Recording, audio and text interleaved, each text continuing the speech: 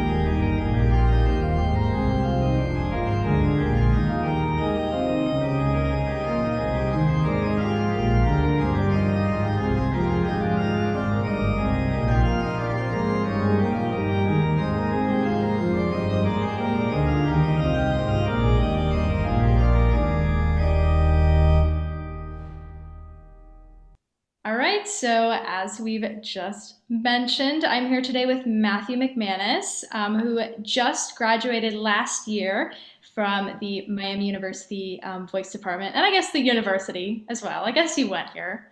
But, Yes. Matt, if you want to go ahead and introduce yourself and tell us what you're up to nowadays. Yeah, hi. My name is Matt McManus, as Carrie just said, and I just graduated from Miami University with a Bachelor of Music in Vocal Performance, and I am currently up in Cleveland, Ohio, pursuing my Master's of Music in Vocal Performance at the Cleveland Institute of Music. Awesome. So we're going to talk a little bit about grad school. Well, we're going to talk a lot about grad school, really. So let's start from the beginning. So how did you go about picking out which grad schools you were going to apply to? Because there's a ton of them in this country and internationally to choose from, and it probably seemed pretty scary at first. So how did you make that initial decision?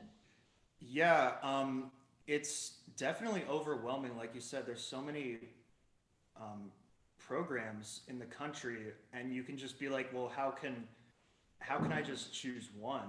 So the process began when I first decided, okay, I want to go to grad school, which was, I think, I want to say in my second year of voice undergrad.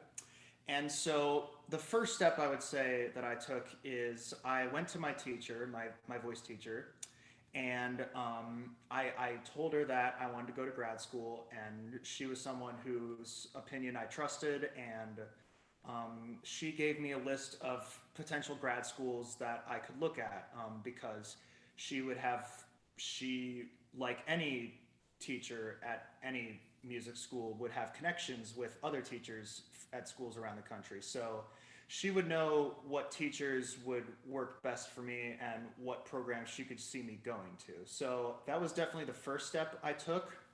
And once I got that list, there then came the research part of it. So I had to do some research on each of these schools and kind of get a look at their program, kind of see what type of teachers and what type of, I guess, kind of courses they offered, what kind of performance opportunities they had. Um, Also, just like location, everything like that. Those are all important factors. So it's important to really kind of get a sense of what you want to get out of your grad school experience, because it's different for everybody. Me personally, I wanted to look for kind of a smaller school. And Cleveland Institute of Music is a pretty small program compared to, let's say, like IU, which is like really big. And, that's just something, those are the factors that you have to think about. Like, do I want to go to a big program? Do I want to go to a small program? What type of repertoire do I want to focus on? Because some other schools rather, they tend to lean more towards maybe more Baroque type of music. Me personally, I want to become a well-rounded musician. So at my school, Cleveland Institute of Music, they offer operas, but they also do a lot of, recitals of art song and everything like that. And that's something that I want to develop as a musician, is a very well-rounded repertoire list. So those were all factors that I took into account. And then once you have research done about the institutions, one of the most important things is potential teachers and coaches, specifically for voice students. And you want to this is something that's also very important. It's very difficult now, I would think, because of COVID and everything. But what a lot of people do, and what I did a lot, was I reached out to teachers that I thought suited me well and that my voice teacher recommended. And I asked if I could take a sample lesson with them, sit in on a lesson with one of their students, just so you can get a feel of how they teach, and if you feel that they will take your voice in a direction that you want to go, because that's, like, bottom line, the most important thing. You're going to grad school to improve your voice and make it go the direction that you want to go overall.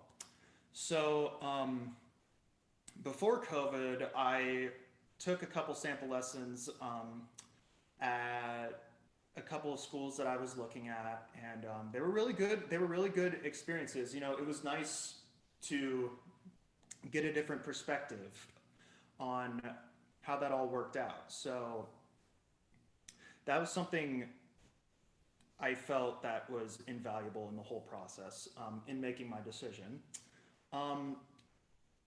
What I would recommend now, since everything's being done online, there are a lot of Zoom lessons, like lessons over Zoom. So, you could always reach out to a potential teacher and just ask, like, hello, my name is, I'm interested in coming here. I'm wondering if you're offering Zoom lessons that I could sit in on a lesson, or, like, I guess rather log into a lesson. Or you could ask if you could take a lesson over Zoom with them. I know my current teacher here, he gives Zoom lessons to students that, aren't even in the country yet. They're overseas, they're international students. So he gives lessons over Zoom to them. So that's definitely something in the COVID era that we that we currently live in. That's something that you could definitely do to supplement that kind of connection that you want to get in finding a teacher that works for you. So that's definitely important. Then obviously, of course, while you're visiting that teacher, you can visit the campus of the school, and you could potentially, while you're there, maybe even get a tour of the school and ask the teacher that you're working with to give you information about the school. What kind of operas do they do? What kind of performance opportunities do they have? How many operas a year do they do? Just all of that important stuff, because you want to start also building up your like repertoire of, because this is the next stepping stone to a professional career. Undergrad is definitely like the base foundation, and master's is you're kind of developing more of your technique and your artistry to be prepared more for the professional world. So those are all important factors in regard to that. So just to recap, the research into the school, research into the teachers, meeting the teachers, taking lessons, sample lessons with them, sitting in on lessons, visiting the school, and finding out just overall if it suits what you want to get out of your grad school experience. Absolutely. And it sounds like a lot of work, and it probably was, but I'm sure it was worth it in the end to know that you made the right decision with what school you went to. I kind of know the answer to this question, but I'm going to ask it anyway. How do you know if the teacher that you're looking to study with, or a teacher that you're having a sample lesson with, or any teacher, how do you know that they're the right teacher for you? It's funny you say that because I actually heard someone say this um, at a Ames, which is a summer program I went to in Austria a couple summers ago, and this one girl there said something that just resonated with me. I was like, oh my god, yeah, that's right. What she said was, you have a good teacher. Well, first and foremost, you have a good teacher is if they're um, helping you sing comfortably, effortlessly, with artistic intention and expression, all that stuff. But also, you have a good teacher when you walk out of a lesson and the first thing you want to do is practice. And Oh, yeah. yeah, you when you walk out of a lesson, you have that urge to like want to improve. And I think that's so important. That's so important to get that type of encouragement and kind of pushing. That's kind of a harsh word, but you know what I mean. Right, from your exactly. teacher, from your teacher to make yourself the best musician that you can. Um, and that's definitely something I get from my current teacher. My current teacher is a good friend of my teacher from undergrad, and I very much enjoy the lessons I have with him. And I felt um, a a lot of a lot of encouragement to want to even improve my voice even more, work towards improving my voice even more. So that's definitely, I would say, the number one thing. Wow. I mean, I never thought of it that way, but now that I think about it, I already know that my current teacher is great for me, and that, we work together very well. But I have definitely had that experience before of walking out of a lesson, and the first thing I do is run to a practice room and keep trying to do something that we had to, stop doing because the lesson was over. But that's a really interesting take. I like that. Yeah. So then you've got your schools picked out, you've got your list. So the next thing you have to do is your pre-screening videos. Tell us about that. The pre-screenings. The Look, in my opinion, pre-screenings are the hardest part. They're the hardest part. They are the hardest part of the entire process, in my opinion. I'm sure a lot of people would say, the actual audition is the hardest part.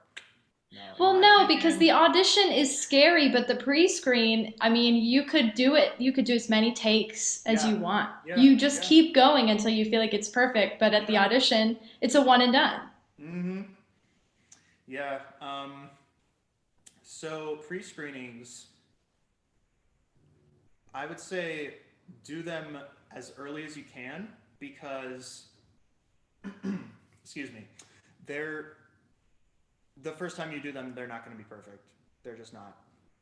They're just not going to be perfect. Um, I guess they could, but like that's once in a blue moon. Um, record them as far ahead as you can. Get a set list of the rep that you need. Something I also forgot to mention is when we were talking about schools is, different schools have different pre-screening requirements. But um, on average, it's 4 art songs, English, German, Italian, French, and an operatic aria. Sometimes some schools will ask for a Baroque aria in addition to an operatic aria, but that's basically the some might ask for more, some might ask for less, but that's basically the what you need to prepare. Um, so I would also recommend schedule the pre-screening um, recording sessions way ahead of time between from the date that applications are due. Typically that date's December 1st, but a lot of schools might make it earlier, but typically it's December 1st. So I would start as early as you can, but no later than October, I'd say. No later than October.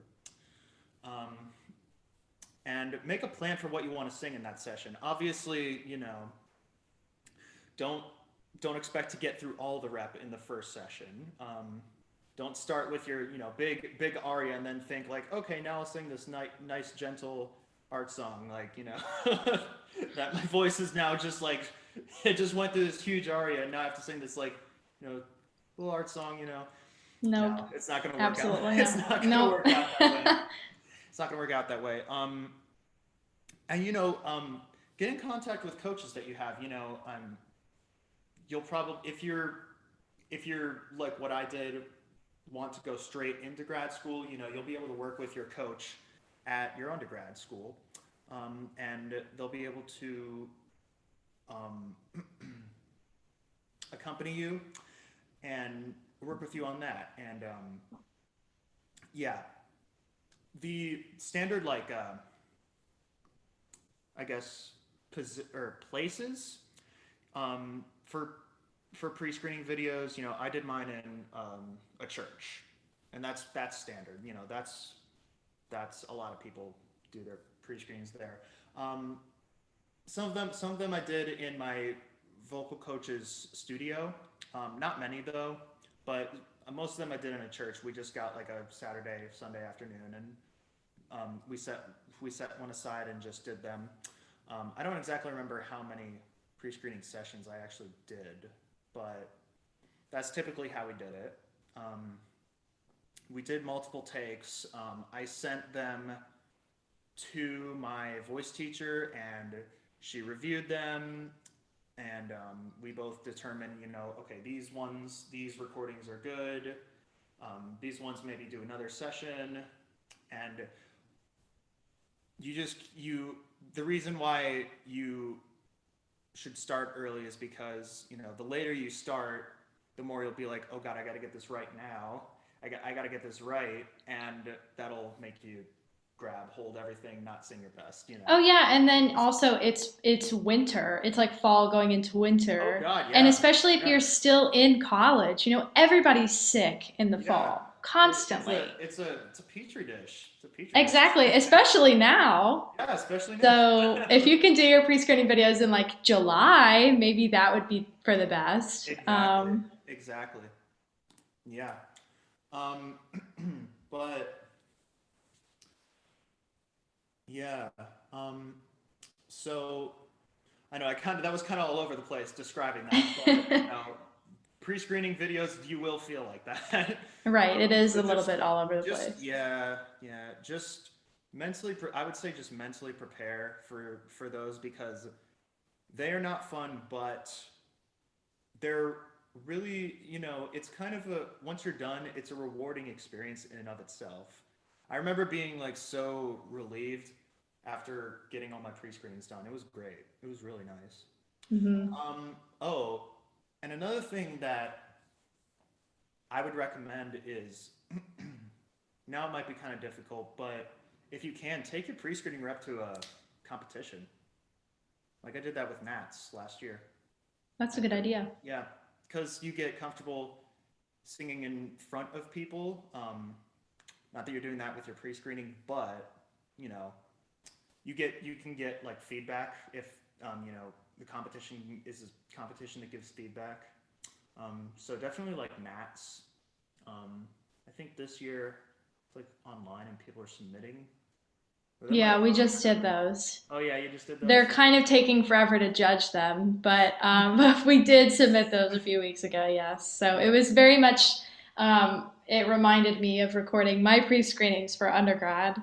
Mm, So we just booked like an hour session and we're like, okay, let's right. bang out these pieces and Do it. hopefully I have a good voice day because our poor vocal coach had signed up to do Nats videos for like 100 people. Like that, obviously that's a stretch, but it was a lot of Yeah. people. So Hmm. yeah, a very similar experience. But I guess you could use your pre-screening videos as your Nats videos Yeah. if you really wanted to. Yeah. I mean, specifically for this year, you could do Specifically that. for the thing that already happened, you Yeah. could do this. Yeah. Anyway, not to completely derail the conversation, Yeah. but yes, so pre screening videos, it's a terrible time for everyone involved, but you One thing know. I should say, sorry, go ahead. Oh no, I just was finishing my sentence. Go Okay. ahead. Yeah. But they're not looking, the schools aren't looking for perfection.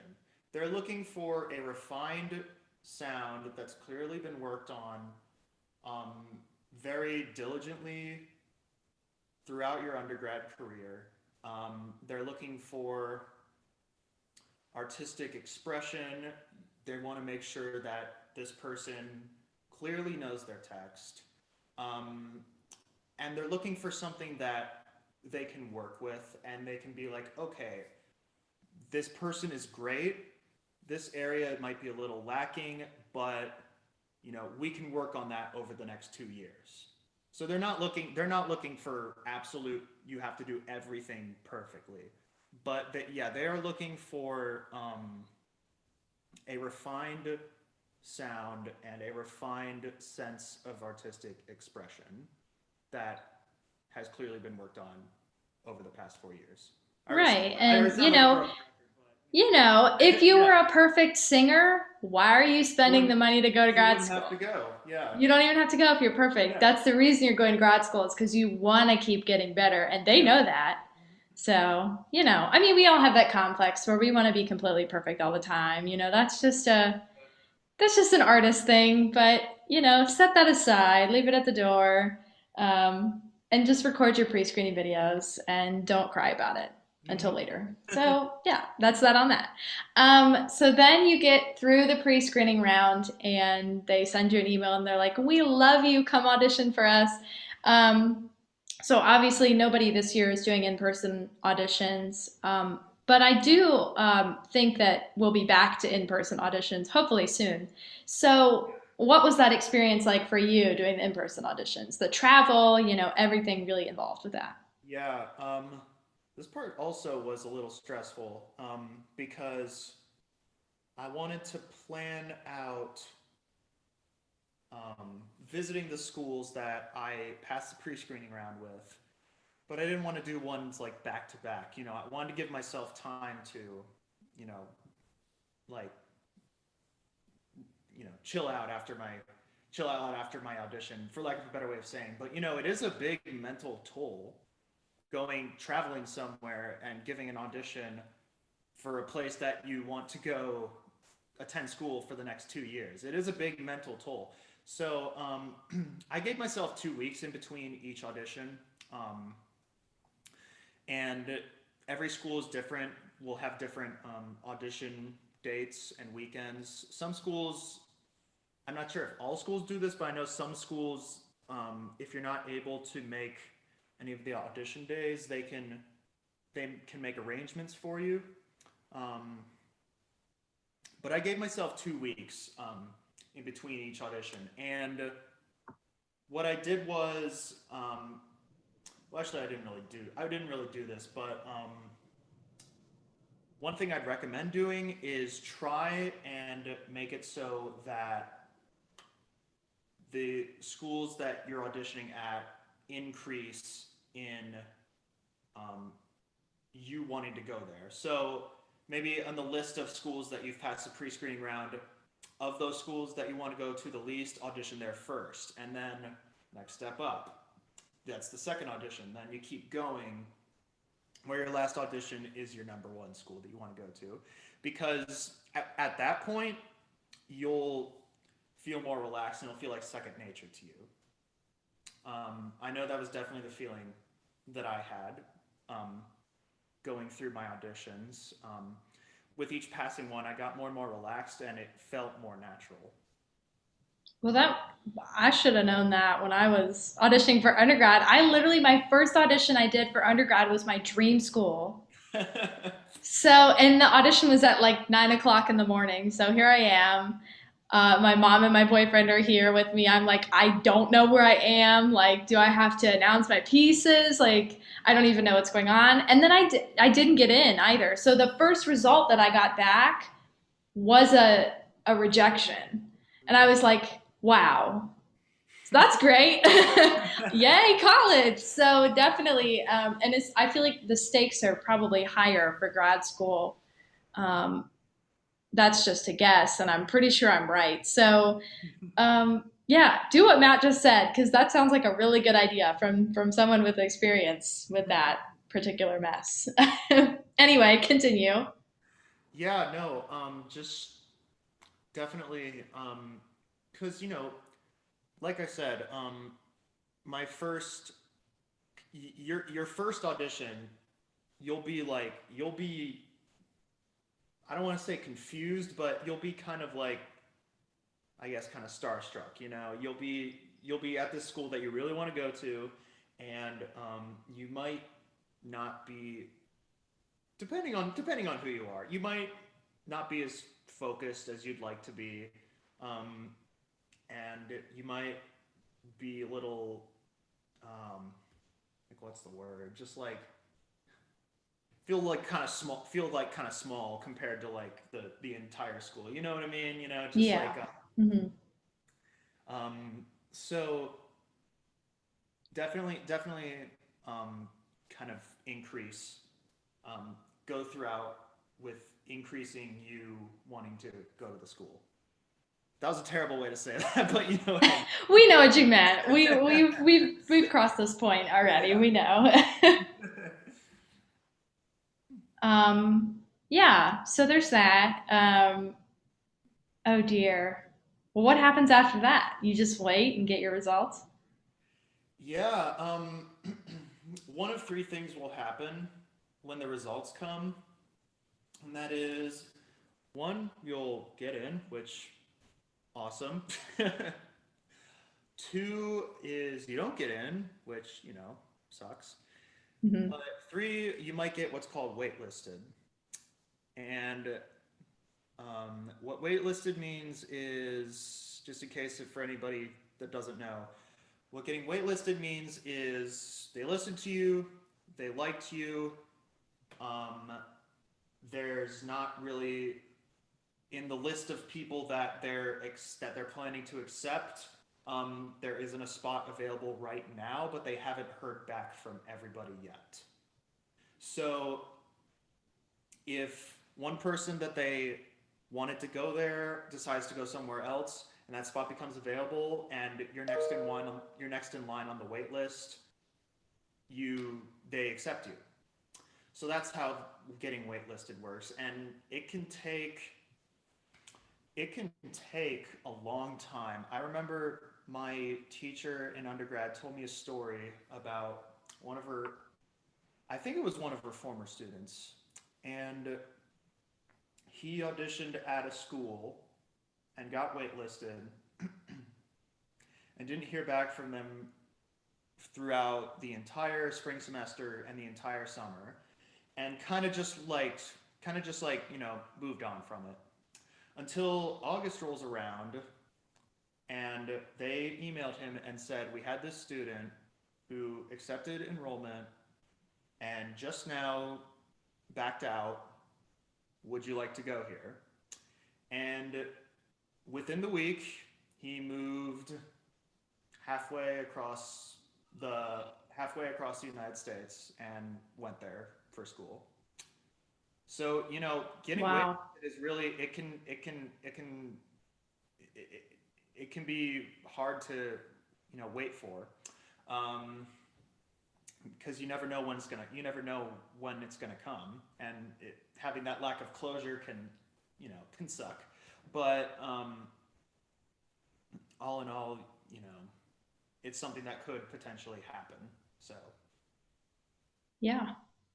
So how's like what's the timeline for accepting someone's offer? Like at what point would you say the decision needs to be made?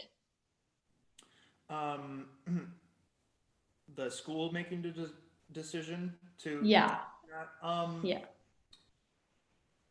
I want to say, I think I got my first letters back um, early April, late late March at the very earliest, but early April around that time. Yeah, because I remember I got my acceptance to CIM late, or not late, or like early April, April 3rd or something like that. Hmm. Um, and once you do get those back, once you get accepted, then you have to make a decision. Now it's on you to make the decision of where you want to go. If you get accepted into multiple places, if you prefer one of the over the other, then great. If not, then it might take a little bit longer. You might have to go back, to step one at the research portion and be like, oh, okay, so all right, so of these two schools, which one do I feel fits what I want more out of grad school for me? Um,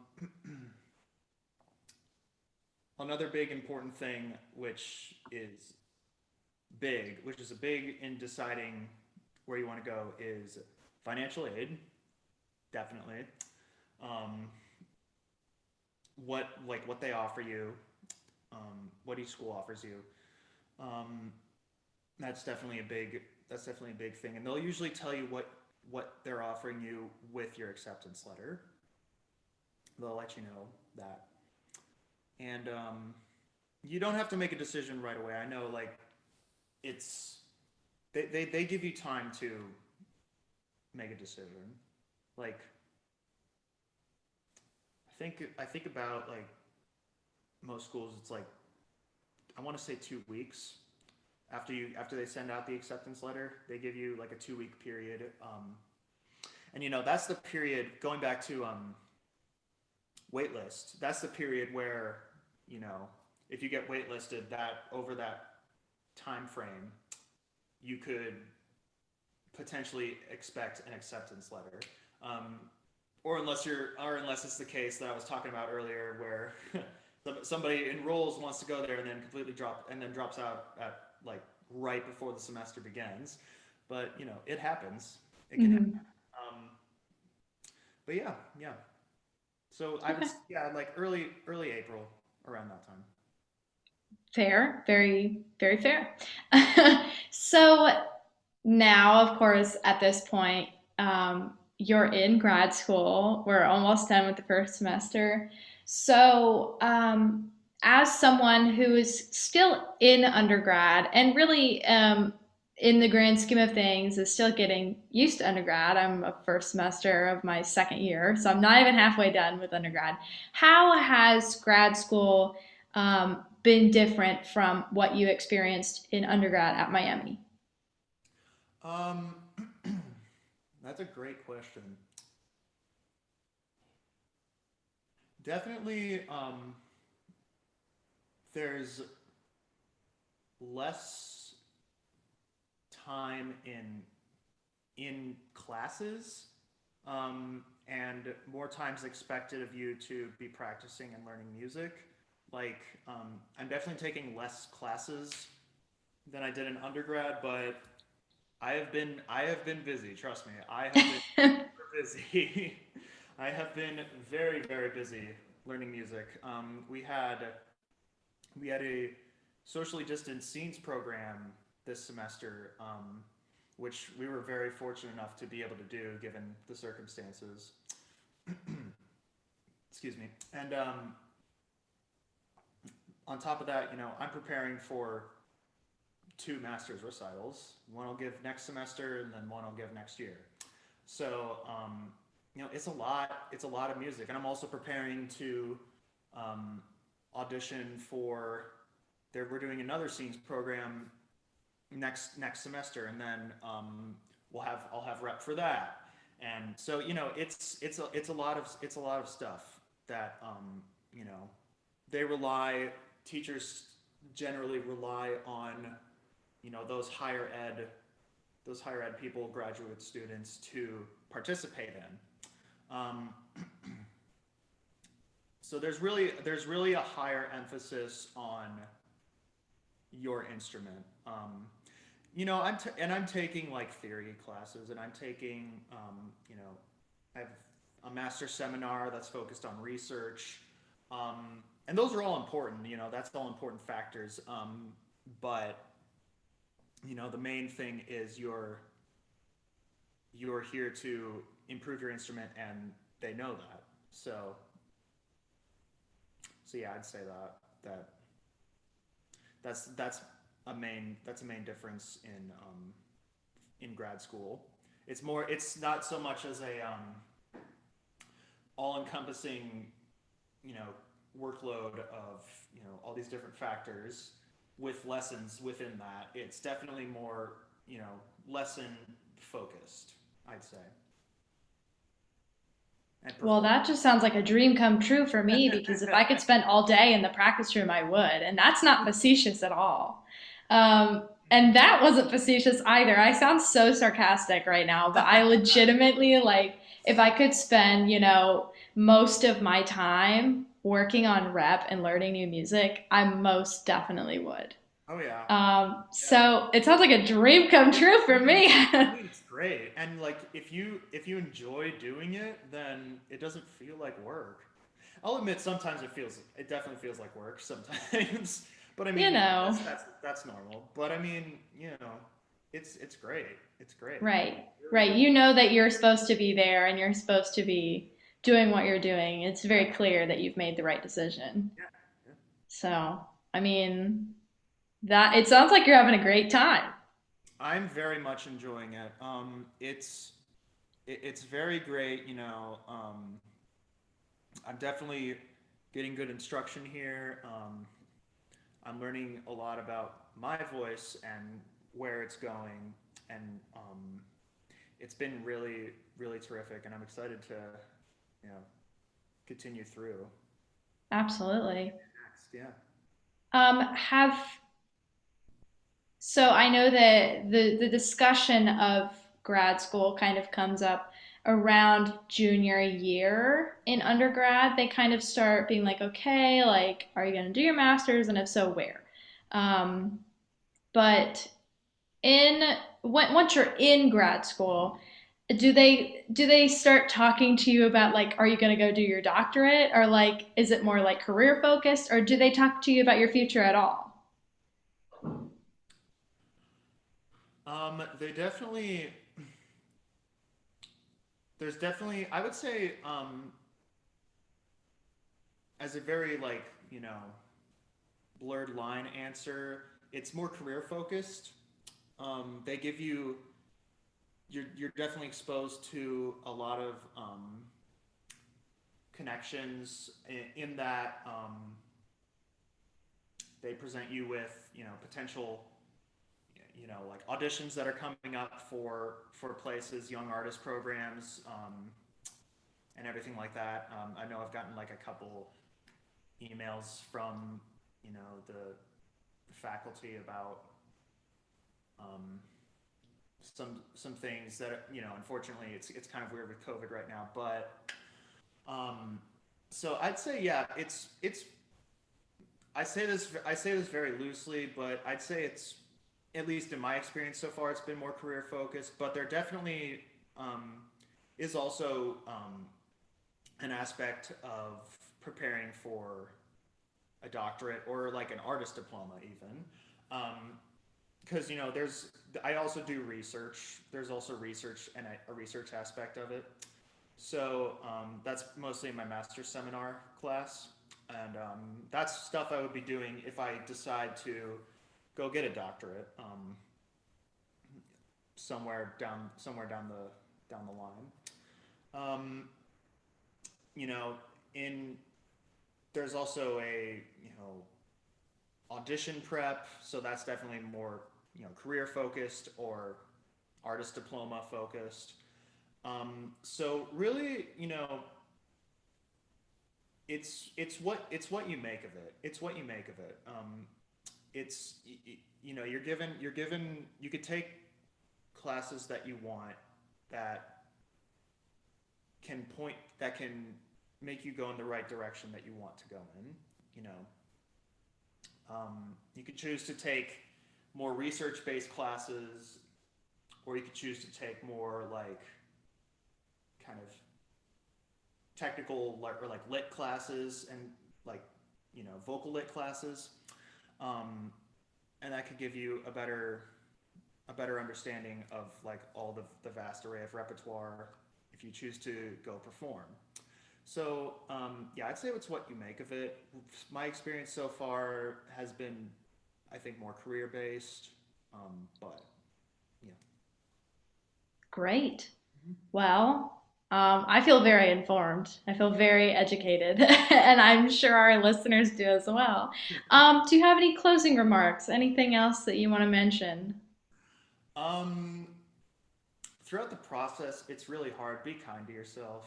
Like just Hmm. be be kind to yourself, and take days to just chill out. Don't it's not life or death.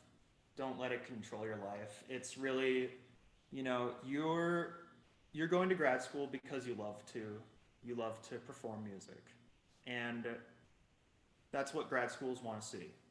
They want to get somebody that likes to share music with others, and don't let it get to the point where you forget that, because then it becomes technical and not enjoyable.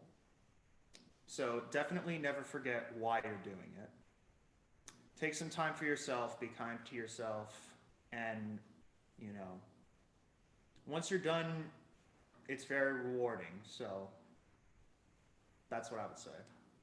Yeah. That's great. That's great advice. I definitely agree. And I've never auditioned for grad school before, but I agree with you. Well, thank you so much for talking to us today. I hope that there's some juniors and seniors listening today, because I know this is about to be their reality. If it's not already, it's about to be really soon. So yeah, thanks, Matt. Of We're course. gonna go ahead and listen to the piece that we've been listening to in this episode just a little bit more, and I'll be back in a few moments to close us out.